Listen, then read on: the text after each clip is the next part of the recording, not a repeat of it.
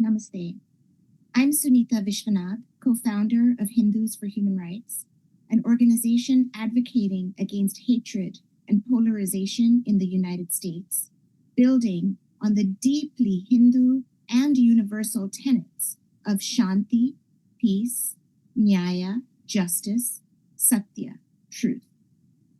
While some Hindu teachings oppose the right to abortion, such as the Atharva Veda, which states that a greater sinner does not exist than the one who practices abortion, there are many, many other teachings that call for both health and well-being of all and freedom of choice.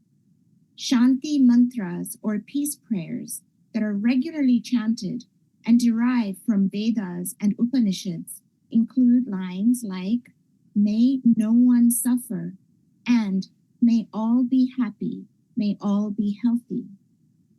For progressive Hindus like me, this includes the health, happiness, and well-being of those who would be harmed by abortion bans. Furthermore, a core pillar of Hindu thought is the freedom to make up your own mind, indeed, the right to choose. The oldest Hindu text, the Rig Veda, includes the line, "Ano Bhadrakartavo Yantu Vishvataha," meaning, "Let noble thoughts come to me from all directions." And in the Bhagavad Gita, Lord Krishna tells Prince Arjuna, "It is better to do your own dharma, which is religious and ethical duty, imperfectly than somebody else's dharma perfectly." In welcome news for those of us who want to protect the right to abortion, 2 years after the overturning of Roe in one fell swoop, the U.S. Supreme Court this month declined to limit access to a widely used abortion medication, mifepristone. However, 3 states, Kansas, Missouri, and Idaho, will continue to fight this case to limit access to mifepristone at the state level.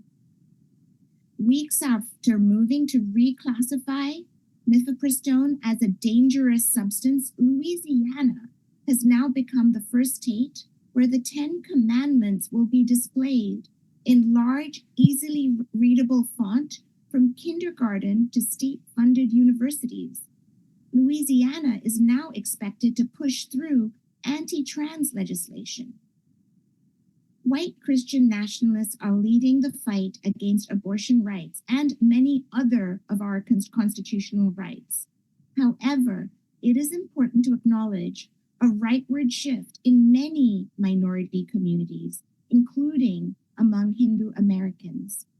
In fact, there is a growing far-right collusion between white Christian nationalists and far-right proponents of Hindutva, or Hindu supremacy.